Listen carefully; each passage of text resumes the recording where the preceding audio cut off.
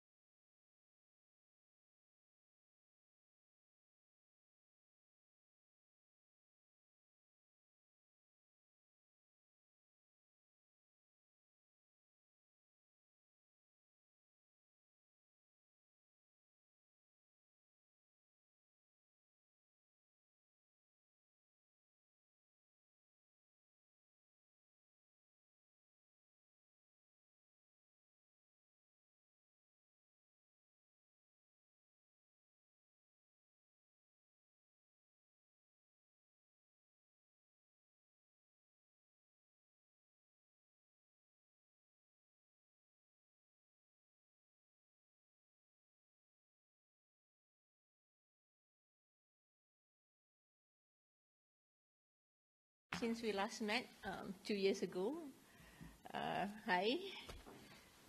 So welcome to this press conference. Yeah, before I start, I should have just wish everyone. I don't think it's too late to wish everyone Selamat Hari Raya. And yeah, we are happy that we are beginning to see some sort of normalcy and such. I hope everyone is comfortable being in this physical press conference. So, if you have any feedback as to how we could make this press conference, much more comfortable to you, please do give feedback to our corporate communication department. So, Bismillahirrahmanirrahim. Assalamualaikum warahmatullahi wabarakatuh. Terima kasih kerana menghadiri sidang akhbar pagi ini mengenai prestasi ekonomi negara pada suku pertama tahun 2022 dan juga perkembangan monetary dan kewangan. With me today, I have the Chief Statistician, Datuk Seri Dr. Muhammad Uzir Mahidin. As you know, DOSM is the formal agency that compiles and publishes the KDNK statistics or GDP statistics for the country. So, can we have the first slide, please? So, in the first quarter of 2022, the global economic recovery moderated as the reopening of economies was weighed by developments surrounding the military conflict in Ukraine and lockdowns in China. So, these factors led to lower economic activity among the emerging market economies towards the end of the quarter. Meanwhile, inflation rose higher, driven by further increases in energy prices amid ongoing geopolitical tensions and re-escalation of supply chain disruptions. Nevertheless, trade activity remained resilient despite rising headwinds. Regional economies saw continued strength in exports of goods, especially among commodity producers. So let me now hand over the presentation to Datuk Seri Dr. Uzir to announce our GDP performance for the first quarter this year. Bismillahirrahmanirrahim. Assalamualaikum warahmatullahi wabarakatuh and very good morning. Yang Magia Tan Sri Gabenor, ladies and gentlemen. In the first quarter of 2020, the Malaysia economy grew by 5%, supported by the expansion in domestic demand, the recovery in the labour market, and continued strength in external demand. On seasonal adjusted quarter-on-quarter basis, GDP expanded at a strong pace of 3.9%. On supply side, the overall expansion was mainly driven by the services and manufacturing sectors. The services sector grew at a faster pace, supported by higher leisure-related spending, business-related activities, including professional services and transport and storage amid the reopening of the economy. The manufacturing sector was supported by the continued demand for semiconductors and consumer-related products such as motor vehicle.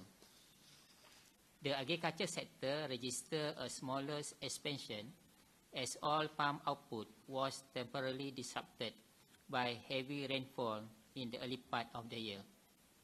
Meanwhile, the mining sector remained in contraction as output was weighed down by maintenance closures in several oil and gas facilities. And finally, on the demand side, on the supply side, the construction sector contracted at a slower pace with improvement in non-residential activities and continued implementation of small-scale projects. Now I move on the demand side. The overall performance was supported by higher growth in consumption and improvement in investment activities. Private consumption grew at a faster pace, driven primarily by recovery in employment and income condition. In particular, spending on necessities and selected discretionary items such as restaurant and hotel and recreational services expanded further during the quarter. Private investment registered a positive growth underpinned by continued robust expansion in machinery equipment, M&E investment, and smaller contraction in structure investment. Public investment contracted at a smaller pace during the quarter, reflecting mainly improvement in general government fixed asset spending.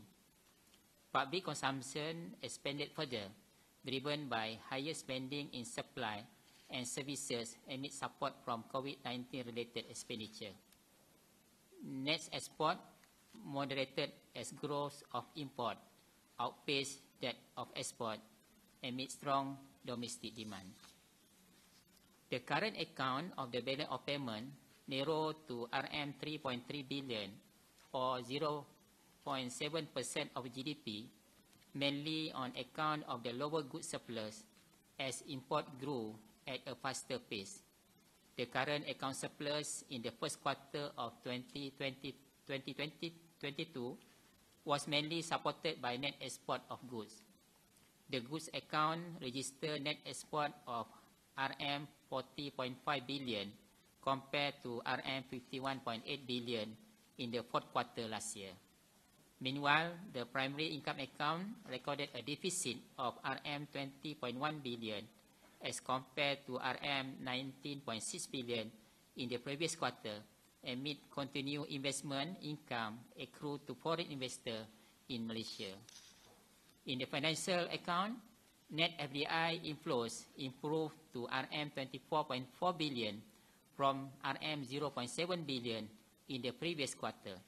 This was driven by higher inflows from equity and investment fund share and debt instrument.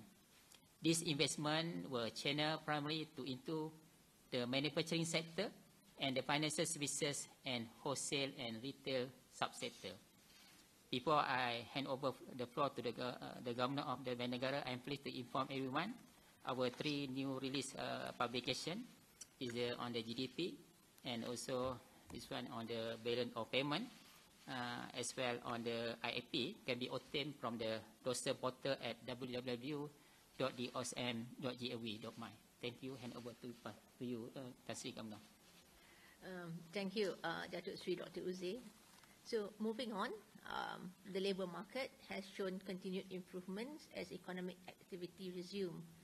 The recovery in the first quarter was supported by improving employment. Jobless claims fell and rehiring of retrenched workers continued to improve. Data from SOCSO also indicated a continued decline in layoffs and relatively strong hiring activity in the first quarter. Private sector nominal wages grew by 4.7%, supported by increases in both the manufacturing and services sector wages. Going forward, further improvement in the labour market is expected, which will be key in supporting the economy. So the first quarter growth performance and latest indicators show that growth is on a firmer footing.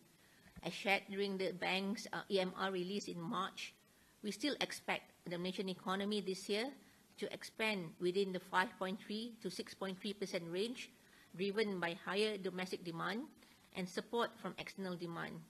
This is given the normalization in economic activity, especially with the reopening of international borders and, importantly, improving labour market conditions. There are upside potential to the growth outlook. This could come from better than expected employment and income conditions that will support household spending and stronger recovery in tourism-related sectors. However, uncertainties surrounding the outlook remain, particularly from external factors, including prolonged supply chain disruptions amid military conflict in Ukraine and lockdowns in China. Headline inflation moderated to 2.2% in the first quarter, as expected. This was due mainly to the dissipating base effect from lower domestic retail fuel prices last year and the absence of base effect from electricity tariff rebates implemented in 2020. In line with expectations, core inflation increased to 1.7% during the quarter, reflecting price adjustments after a period of subdued prices amid the high-cost environment and improving demand. Correspondingly, price increases were more broad-based during the quarter. Nevertheless, the CPI items with above-average inflation rates are largely reflected by supply-driven factors.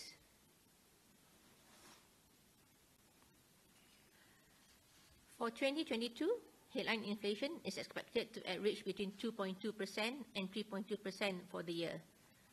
Core inflation is expected to average higher between 2 and 3% in 2022, reflecting the improvement in economic activity and continued cost pressures. The inflation outlook, however, continues to be subject to global commodity price developments arising mainly from the ongoing military conflict in Ukraine and the prolonged supply-related disruptions, as well as domestic policy measures on administered prices. Household inflation expectations remain anchored as indicated by the narrower spread between longer-term and short-term expectations in the first quarter this year. Analysts' inflation expectations for 2022 are also within the bank's forecast range. Long-term expectations, captured by the average over 2023 to 2027, remain anchored close to the actual historical average inflation. So during the COVID-19 crisis, the OPR was reduced to a historical low of 1.75% to lend support to the economy. The unprecedented conditions that warranted the significant monetary support then have since abated. So if you recall, in the last press conference and also in my forward for the EMR 2021 that was released on the 30th March, I mentioned that adjustments to the OPR would mean that we are sure of a firmer growth trajectory. Indeed, we are seeing more evidence of growth being on a firmer footing amid the strengthening of domestic demand, better labour market conditions, and improved investment activity and prospects. As such, the MPC decided on Wednesday to begin reducing the degree of monetary accommodation by raising the OPR to 2%. The adjustments will be made in a measured and gradual manner. Most importantly, I wish to emphasize that our stance remains that monetary policy will continue to be accommodative to support a sustainable economic growth in an environment of price stability. Global financial market conditions have tightened. This reflected a further rise in the expected path of central bank policy rates in many advanced economies, increased investor risk aversion to the conflict in Ukraine, and expectations for slower global growth momentum, including in China.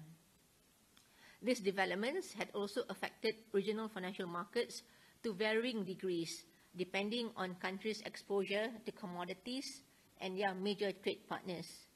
In Malaysia, year to date, the 10-year government bond yields increased by 84 basis points, in tandem with the upward adjustment in global bond yields, and the ringgit has depreciated by 4.7% against the US dollar amid broad US dollar strength. Malaysia's equity market performance declined marginally, reflecting increased investor risk aversion and slower global growth. Going forward, as a small open economy, shifts in global liquidity and financial market conditions will continue to have a bearing on domestic financial markets.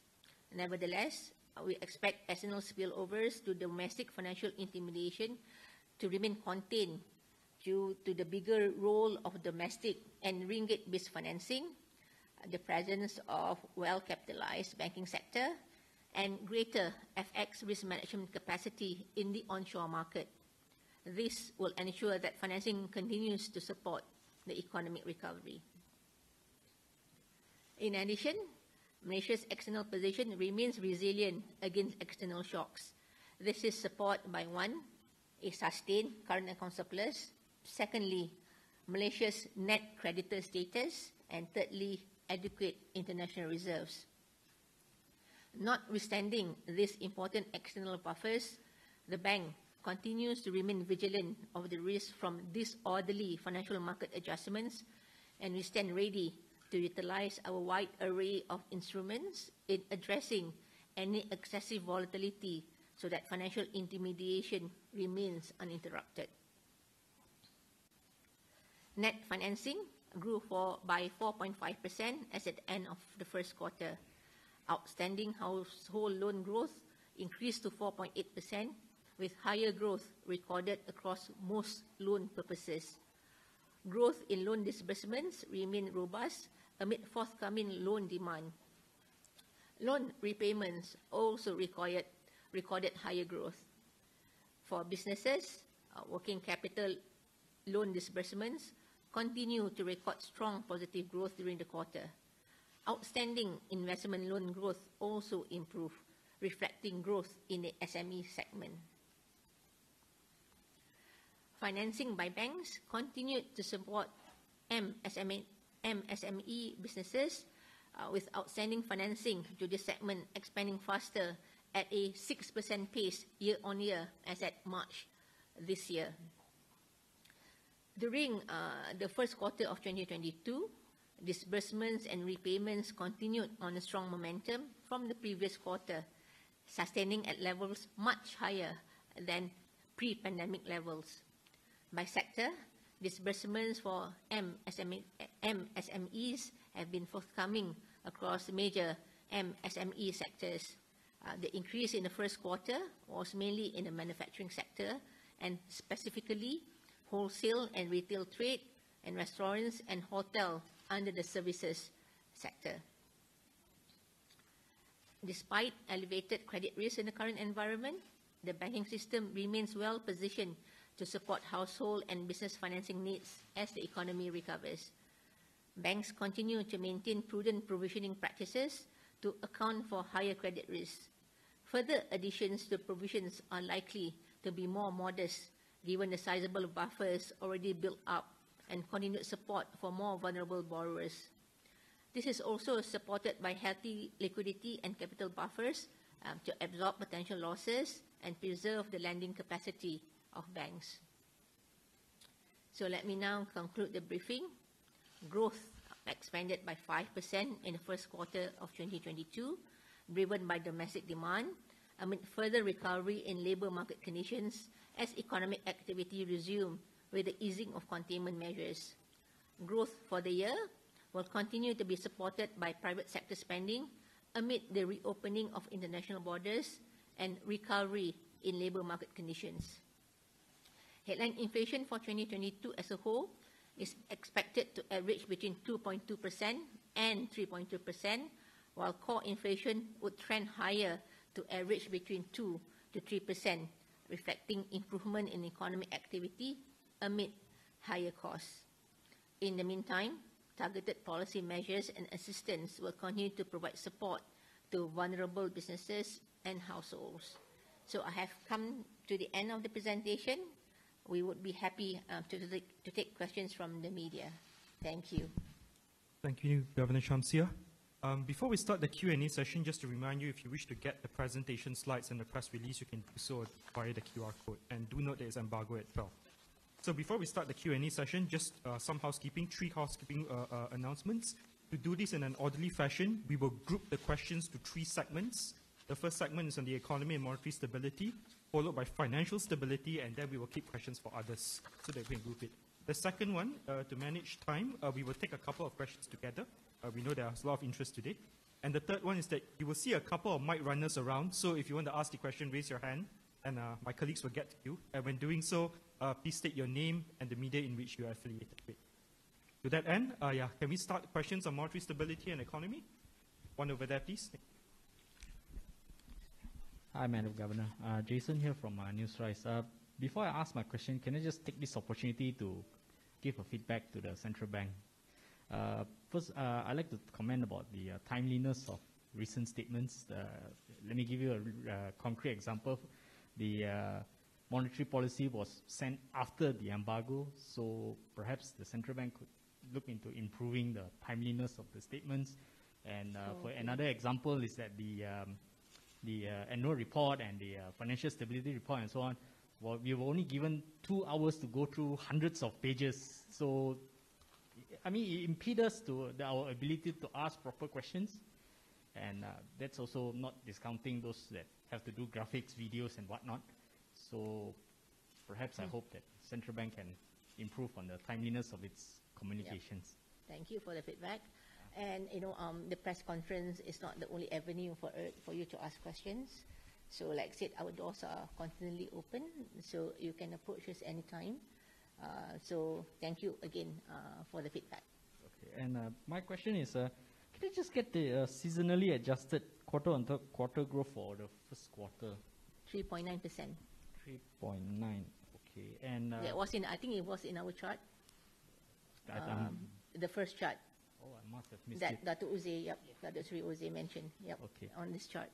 My second question is, can I just ask if it's proper to think that the recent monetary rate hike as the start of a tightening cycle? Is it correct to look at it that way? Thanks. Thank you, Jason. Can we get a second question on the economy monetary stability? Sorry, one over here. Hi, Governor. Prem from Nikkei. Also on the OPR announcement yesterday, there's a lot of concerns on the timing of the announcement, given that inflation is rising with the rising cost of living and so forth.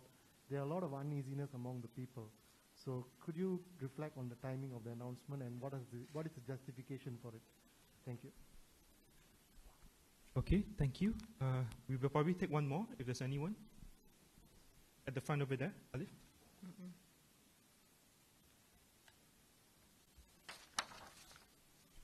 Hi, Adam Aziz from The Edge. So some economists have suggested that this is more of a cost push inflation. So in relation to that, the measure to actually raise the rates. The question is, what if Malaysia does not follow the trend of actually raising the OPR, the global trend? How will it impact the situation? Thanks. So all the questions are with respect to the OPR, so let me just address all of them. So in terms of future changes to the OPR, if the positive growth trajectory continues and barring any unexpected shocks, it would be appropriate for the MPC to further reduce the degree of monetary accommodation. So the MPC, ultimately the aim of the MPC is to ensure that the OPR and the degree of monetary accommodation commensurate to the health of the economy. But the path, that means the timing and the pace and extent of the increases, would of course be guided by our ongoing assessment of the economy.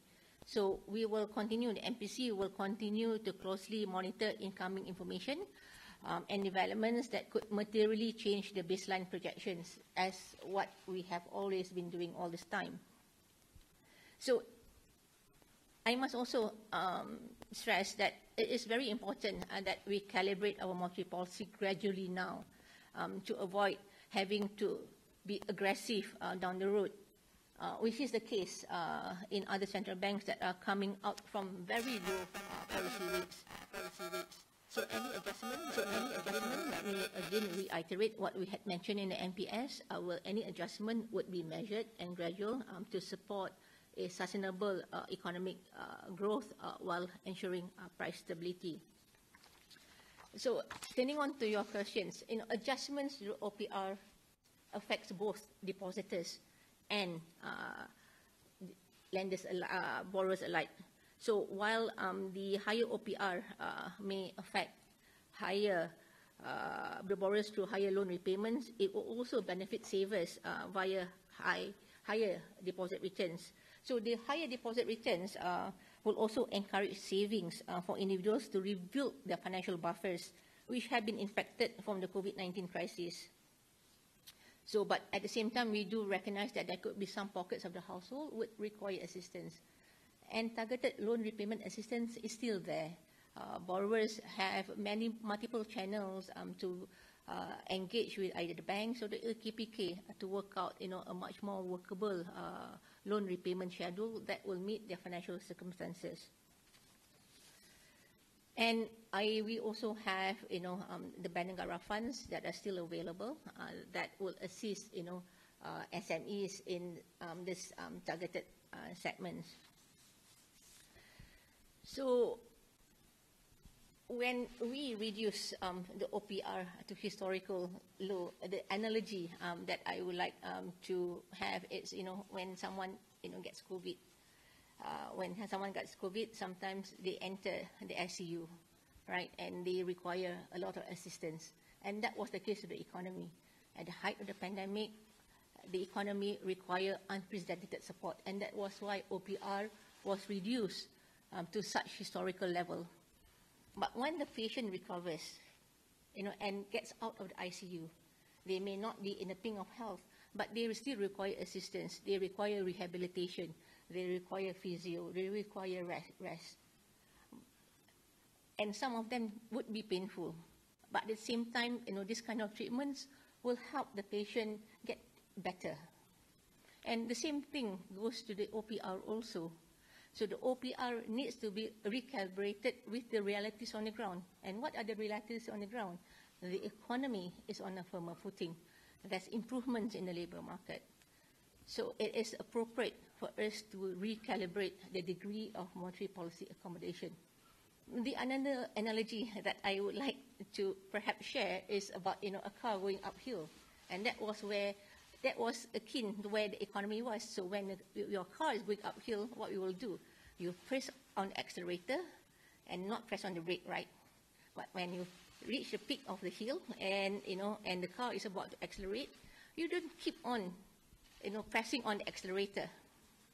Then that will be disastrous. So what you will need to do then is to hit on the brake and take your foot off the gas pedal. It's the same thing when it comes to the OPR, the degree of monetary accommodation. It needs to be recalibrated with the conditions in the economy. And the conditions in the economy is something that we will continue to monitor to make sure that, again, there's appropriate calibration of the monetary policy with the economy, and for us to continue to promote, economic sustainable growth in an environment of price stability. Thank you, Governor. Let's take a second round of questions. Can I see a raise of hands? Sorry, just for the one over here, please.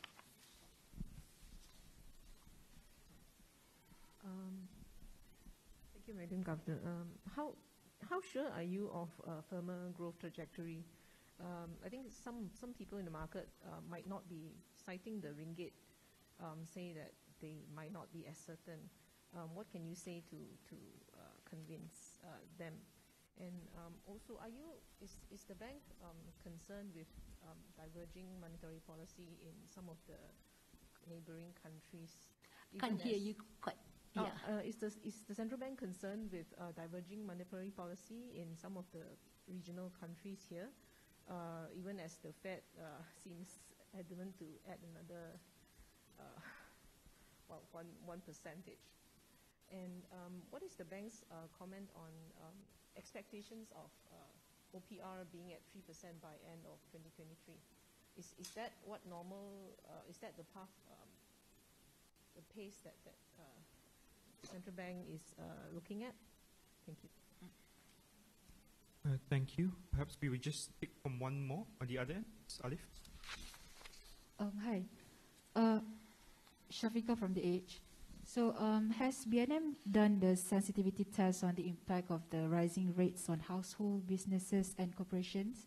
Because this is as the ringgit is still weakening after raising rates. Can you comment? Thank you.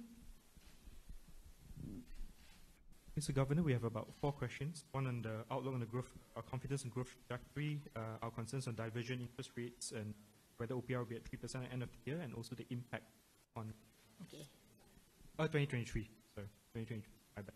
All right. Thanks, Janvi, for summarizing the questions. So in March, we had already factored in the Russia-Ukraine conflict in our growth projection. And the recent developments have remained broadly in line with our earlier assumptions.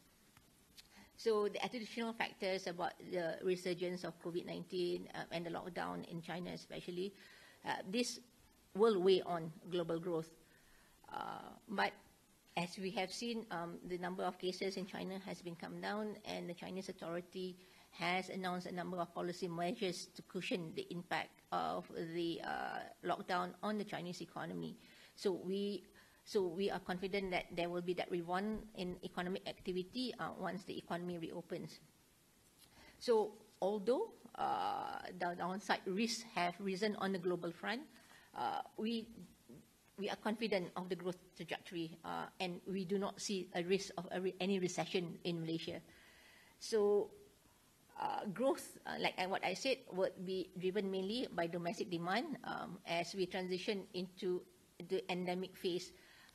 And, so although we're seeing, the geopolitical conflict and the surge in Omicron cases, the performance of our economy in the first quarter this year does reinforce the fact that our recovery is on track.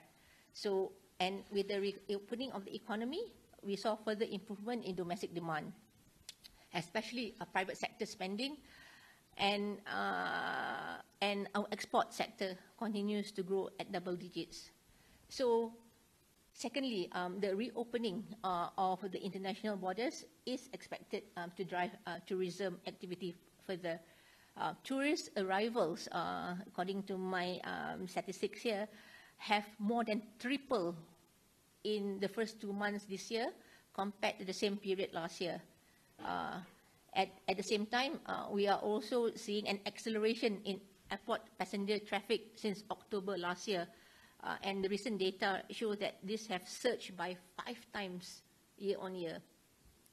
So thirdly, growth is expected to be lifted by expansion in private sector spending amid continued policy support to household and businesses, and as labour market continues to improve. The unemployment rate has also come down from 4.6% last year to about what we have projected thus far, about 4%.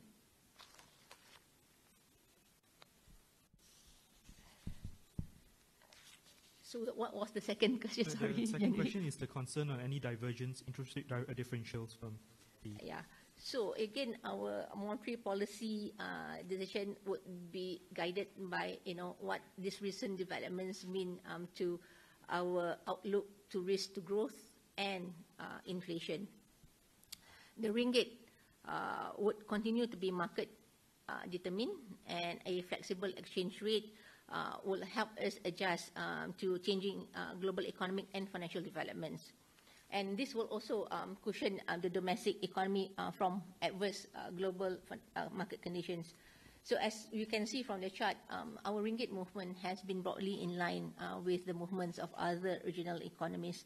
And more importantly, what we are seeing is that the onshore trading volume, the onshore FX trading volume in our market continues to be healthy, and the volatility in our domestic onshore market has been somewhat, not very far from what the historical volatility rate is. So, if I'm not mistaken, the daily volatility rate in our FX market is about 4%. So, so for us, the focus is to make sure that there are orderly financial market conditions, and we do have a wide array of policy tools to ensure that is the case. And and these policy tools would be deployed to make sure that there is no excessive fluctuations in the exchange rate that could be detrimental to the intermediation process and our economic recovery. So that would be the focus of our attention. A flexible exchange rate is what would be good for the economy. Governor, there are 2 more questions. One is on the probability of the interest rate at 3% in 2023, okay. And whether we have done a sensitivity test. Okay. So this is about the terminal rate. Let's not be fixated on any one number because the environment that we are in is highly uncertain, and it is fast evolving.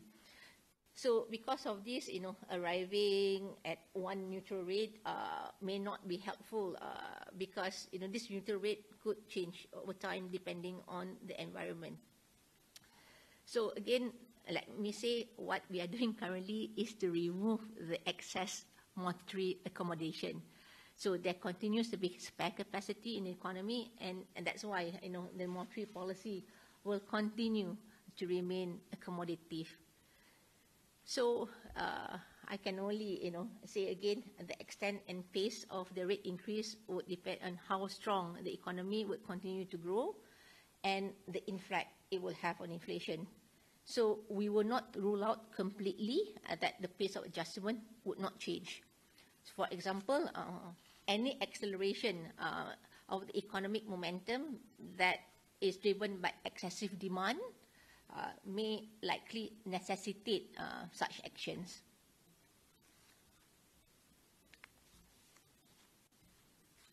Thank you, Governor. And the last question is whether we have done a sensitivity Oh yes. for the interest rate. Yeah. So if you look at our financial stability report, our stress test that we have published in our recent financial stability report looks at a range of factors. One of them is higher interest rates, higher bond yields, and a lower stock market prices, and the confluence of this, what would have on asset quality of the bank. So that has been done. So is there anything that you want to add, Jess? Yeah. Thank you, Governor. So in the stress test, the details you can find in our financial stability review. But just broadly, we assume GDP shocks as well as unemployment shocks that are comparable or worse than the global financial crisis or the Asian financial crisis, on top of the sensitivity factors that Governor mentioned. And we published the numbers in terms of the impact on impact ratios. So they are expected, under those stress scenarios again, by the end of 2022, they will probably edge up to about 3%. So that's still well within the capacity of the banking system to absorb. Thank you. All right. Thank you, Governor Shamsiah. Thank you, DG Jess. Can we take the third round of questions? I have two in front here.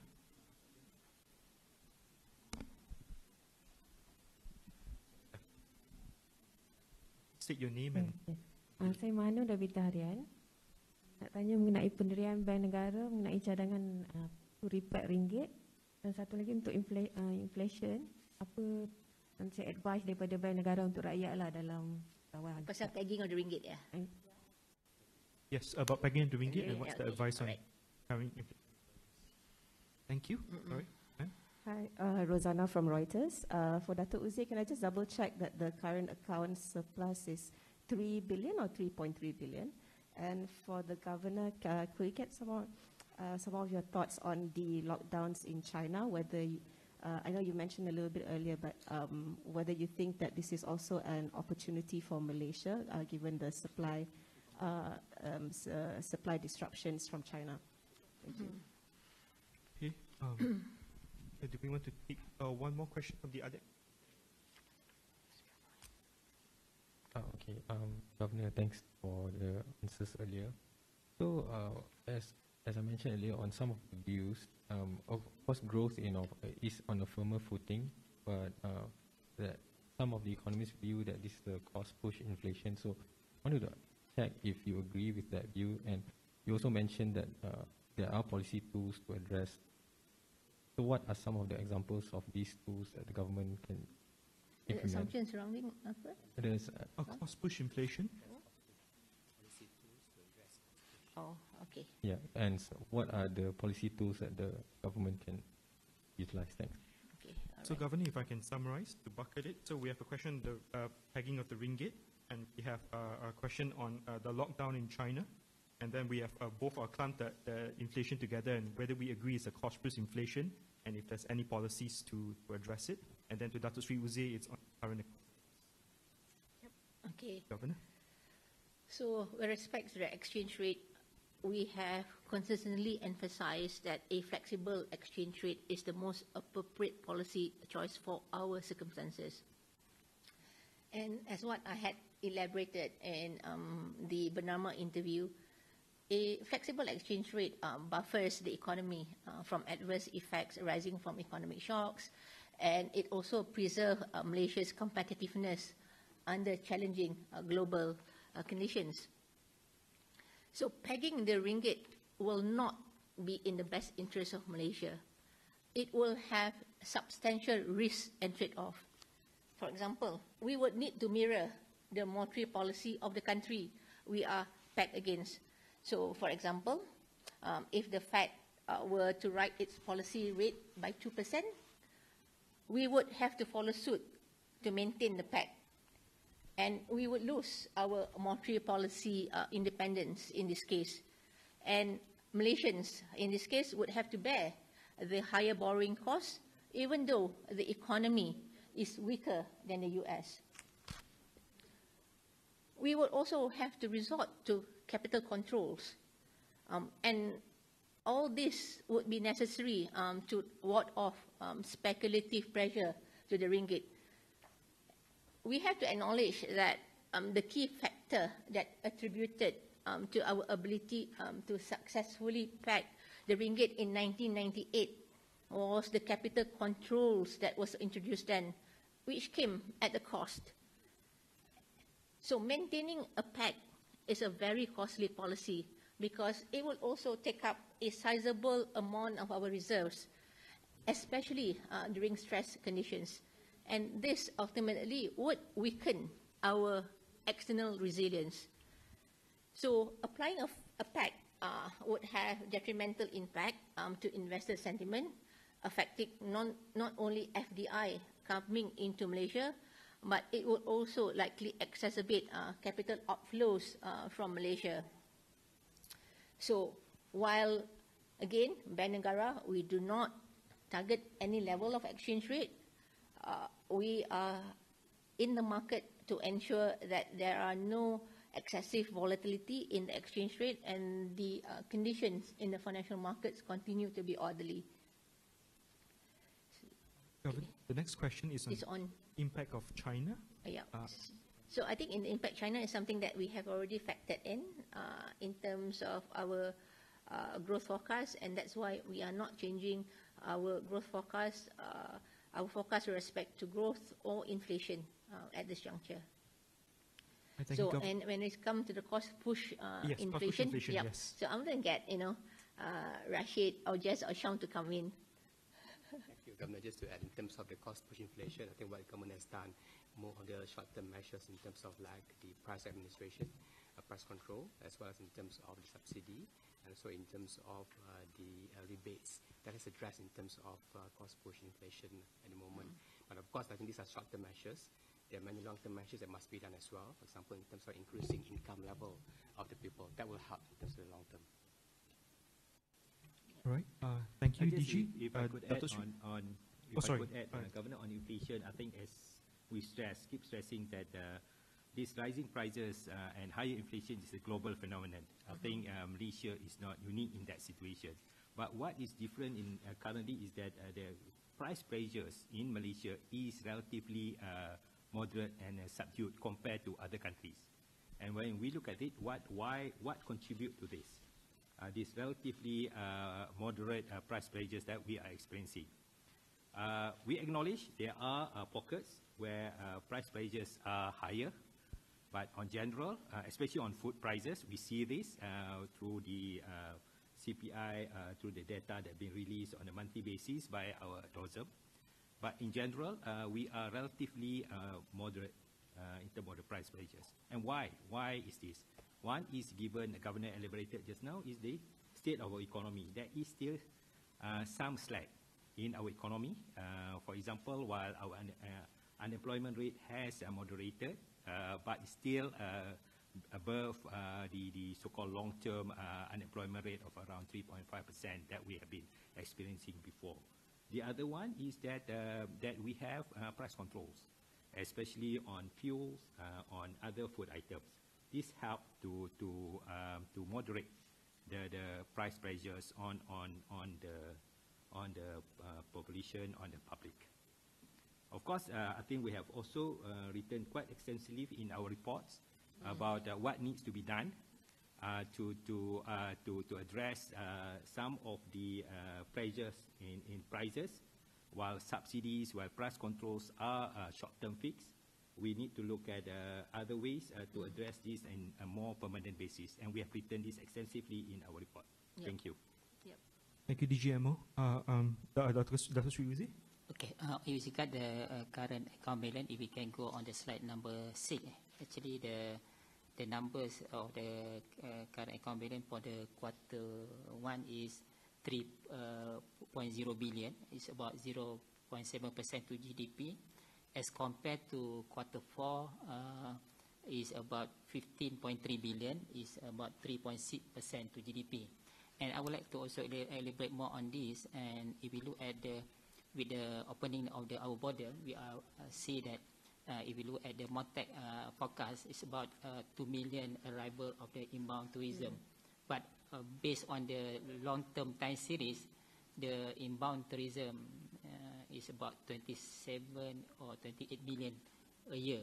And I believe from our neighborhood, from Singaporean especially, because they are very long time lockdown in their island. I think with this opening, there are a lot of, coming from the northern to our country, they may stay longer. This is very, I think we have our travel credit in the coming quarters. Yeah. And also for the, I mentioned in our presentation, during this quarter, the import grows faster, import of merchandise goods grows faster than export. The good thing is the growth on the import, that is more on the raw material. It's for the future of production for the industry. That also perhaps is early indicator for the potential production output for the coming quarters. Yeah. So the high import was driven by import of intermediate goods and capital goods. Because they are now actually we are competing on to get the raw material for the production, you know. Yeah. Especially in. Yeah. Right. And the other strategy in terms of dealing with this higher prices is for us to continue to look at how to improve our productivity. And in that, digitalization would be a key strategy for us. And even for us in Bank Negara also, we are constantly looking at how we improve our productivity, not doing, trying to do more with less, but also to continually upskill ourselves and to equip ourselves with new skills that will be relevant for the future. So these are, some of the strategies that we ought to continue to pursue to deal with, how we can deal with the higher prices. And like what I said, like what Sham has said, this rising higher inflation is a global phenomena driven by, the rapid opening of the economies in some of the advanced economies that was not matched by the supply. And on top of that, you have the ongoing conflict in Ukraine that have pushed up commodity prices. And, Ukraine is also a major producer of some food items, wheat, for example. So that, again, has pushed up prices. So higher inflation is a global phenomenon. But we have a lot of policies that we have put in place to reduce the pass-through of these high global prices into domestic prices. But these are short-term policies. Thank you, Governor. Thank you, Datuk Sri. I'm mindful of time. We have 2 more segments to go. So this will be the last round of Econs questions before we move to financial stability. Hi, Madam Governor. Jason again from Newsrise. I know you mentioned about, I know there's a previous mention about slack in the economy and price control and subsidies and whatnot to control the inflation. But PPI has been double digit. So at what point? Double digit? Yeah, isn't PPI has been going up quite strongly recently? Yeah. Yeah. So my question is there a risk that these factory gate prices would translate into higher consumer prices, because all these factories they have to raise their prices, right? If let's say the raw material prices go up, wages go up, and so on. So is there a risk that these prices would it would translate into higher consumer prices in that sense? Thanks. Thank you for the question. Is there any more? Yep. Yeah, Governor, I would like to know your take on the rising burden of subsidies for the government. As inflation grows, the burden on the government to subsidize essential products is also growing. So will it affect the government's ability to, reinvest in mega projects or something? Is the bank concerned, or do you think it's time to relook at the entire subsidy mechanism? Thank you.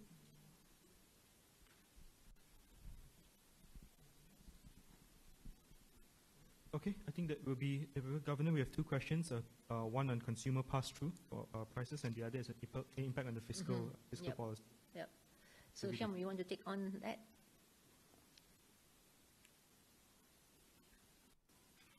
Or even Hannah? 2 questions. Yeah. On the first is on the PPI. Yes, the PPI has been producer price index has been rising quite rapidly. This again reflecting of the rising commodities and raw materials and so on. And we have been watching this very carefully, especially in terms of the so-called pass-through of these rising cost pressures on businesses, and how, to what extent the businesses will pass through these to final prices to consumers. So far, the pass-through has been relatively, there have been some pass-through, but has been relatively contained.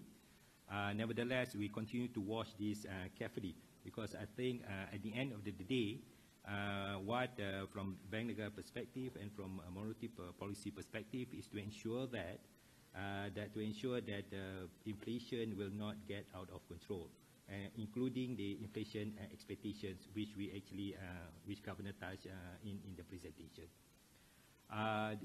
So far, the pass-through has been contained because of, again, where we are in the state of our economic recovery. There is still some slack, as we say, in the economy. So that helped to contain. And this differentiates us with, for example, the US. Because the US, you can see where their labor market is very, very strong. So, and that translates into higher wages, demand, strong demand, and so on. So these are the indicators and factors that we are looking at. When I think to the question on subsidy and so on, I think as Governor mentioned that yes, that price controls and subsidies I think playing its part in containing the price pressures at the moment. At the same time, it is a short-term fix. Why it is short-term? One is because the cost to the government, and the government recognizes this. For example, the fuel subsidy alone, it could reach more than 25 billion ringgit, I think, this year, assuming the price of oil remains where it is today. And the government recognizes this, and they are looking at to move towards more targeted subsidy.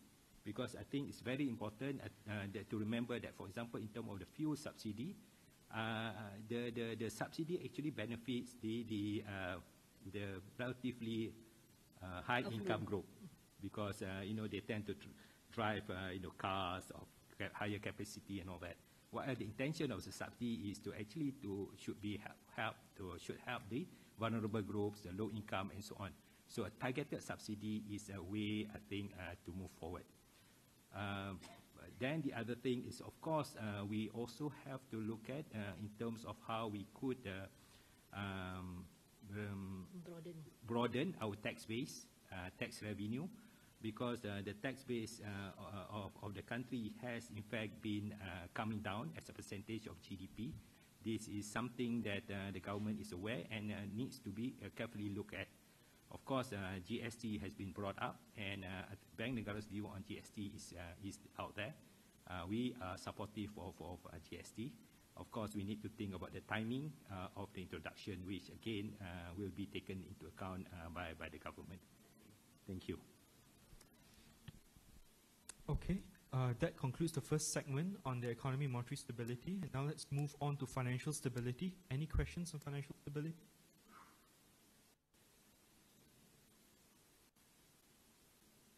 No, I think a lot of people, the only thing that on a lot of people's mind are on OPR and the economy. All right. So, I mean, we can then move on to any other any other issues. questions? Yeah. Yes, we have. Governor, just advice from Bank Negara for rakyat lah, because cost dengan harga yang ringgit yang lemah ni, apa yang perlu dia orang buat? If I can understand correctly, yours is more on that what advice we can give to the rakyat, given the fact that we are in this high inflation, inflation is quite high. What advice can we give to the rakyat? So I'll just pick any other questions on anything other related than the economy. We have another question here. Hi, Pamela from CNA. Governor, we'd like to ask you, in your view, what's driving the weakening performance of our ringgit? Yeah. So, in terms of the movement of the ringgit, it is driven largely by external developments. Oh, there's another question. No, sorry. Yes. It's largely driven by external developments. The fact that the U.S. Growth is very strong and inflation is high, that has prompted the Fed to aggressively hike interest rates. And that has caused what we call a strong dollar phenomenon. And on top of that, you have a lot of uncertainties in the global economy, the ongoing conflict in Ukraine.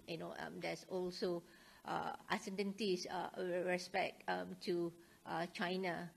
And all these have resulted in what we call flight to safety.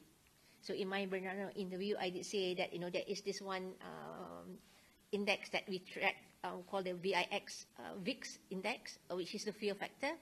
That has gone up quite considerably after the war in Ukraine. So the confluence of all these factors have resulted in strong US dollar. And as such, you have seen, in the chart, all other currencies have depreciated against the US dollar. And our movement in ringgit has been largely in line with the other regional countries. And again, I would like to stress, having a flexible exchange rate acts like a shock absorber, just like your car, right? So when you suddenly encounter a pothole, the shock absorber is the one that holds your car. Similarly, when it comes to the exchange rate. So when you have all the shocks in external developments, the adjustments in the exchange rate would shield the domestic economy from these external developments. So when it comes to the advice to the rakyat, yes, it is a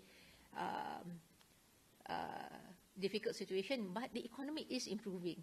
The economy is improving. So you have seen, from the first quarter outturn, economy grew by 5%. Job creation have outpaced even pre-pandemic levels. Unemployment is coming down. Salaries are going up, especially in the services sector, which have been recording negative salary growth. That has been going up.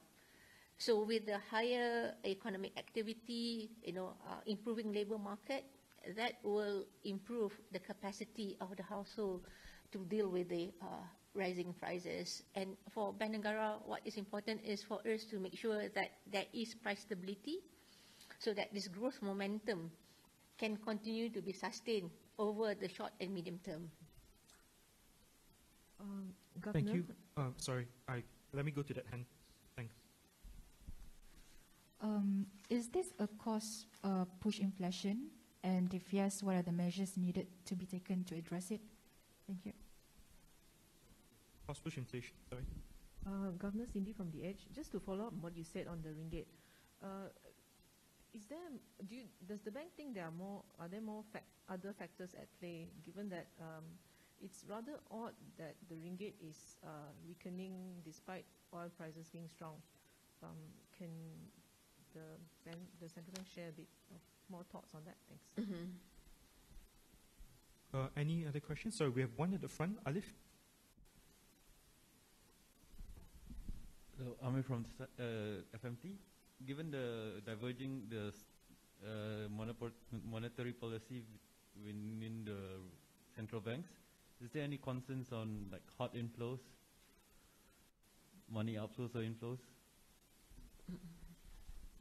So we have about 2 minutes left, and this will be the last round of questions. Any other questions left?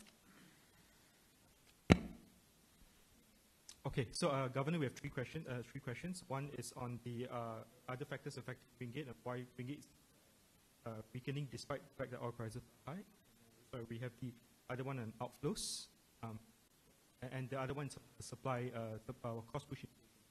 The last one is what? Cost push inflation, which I think you have sort of addressed. Yeah. And the first one was on ringgit. The ringgit. Why is ringgit weakening despite oil prices? Yeah. So it's a relative thing, right? So the US dollar is strengthening at a much faster pace because of all, the economy is doing extremely well. There's tightness in the labor market. Inflation is rising. The Fed is expected to aggressively increase their policy rates. So that itself would result in a stronger US dollar. also we cannot be fixated on just one bilateral exchange rate. So infer that the market doesn't expect Bank Negara to be as aggressive as the Fed. That's why the US dollar is because I took a long-term view on the ringgit and the oil. It's actually quite odd for the chart to be where it is right now. That's why I'm wondering whether the central bank has any more insights. Thank you. So I think the question is on, is there more insights given? If you look at the long-term trend, it's quite odd to see the ringgit be divergent from the oil prices this way, and whether the markets can conclude.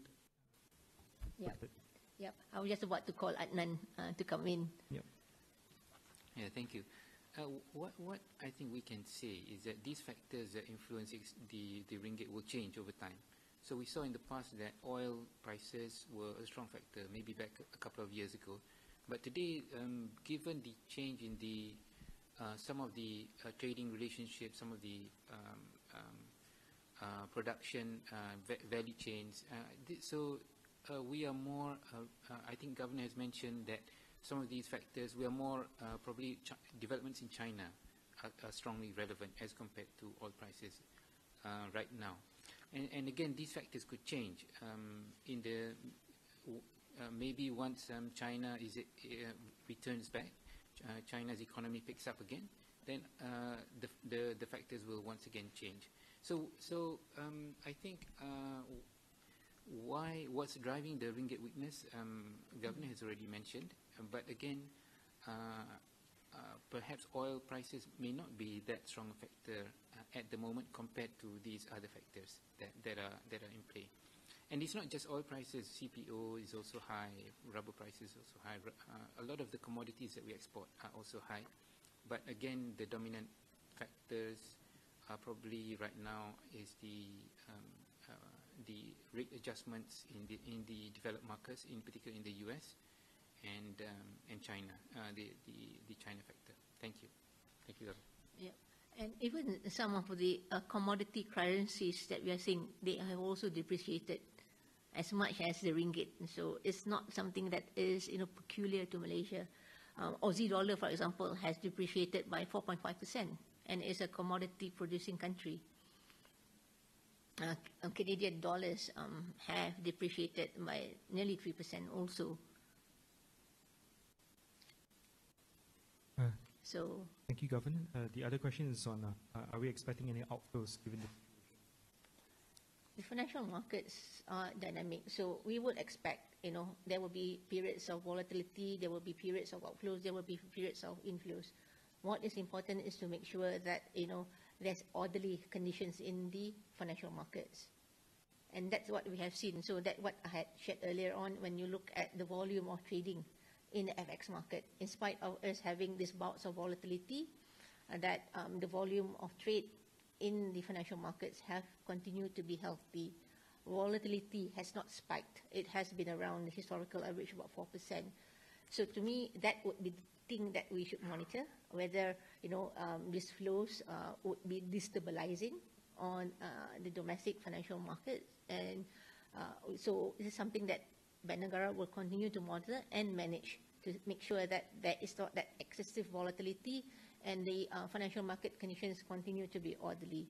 So there will be periods that you will see inflows, there will be periods that we see outflows, but all in all, what we want to make sure that there are orderly financial conditions in the financial market so that financial intermediation can continue uninterrupted. That will be important for us to secure a much more durable recovery moving forward. Thank you, Governor. I think you have addressed the cost push inflation earlier, so I don't think we need to take that. I think we're about time. It's already 12:03 right now. Thank you so much. We have come to the end of the Q&A, but before we leave, let me just pass off the floor back to maybe Datuk Seri Uzir, if there's any final words that you would like to say before we go. Thank you. So saya ucapkan terima kasih kepada kepada tuan-tuan puan, kalau ada maklumat perkara yang nak ditanya tentang perincian boleh pergi pada portal.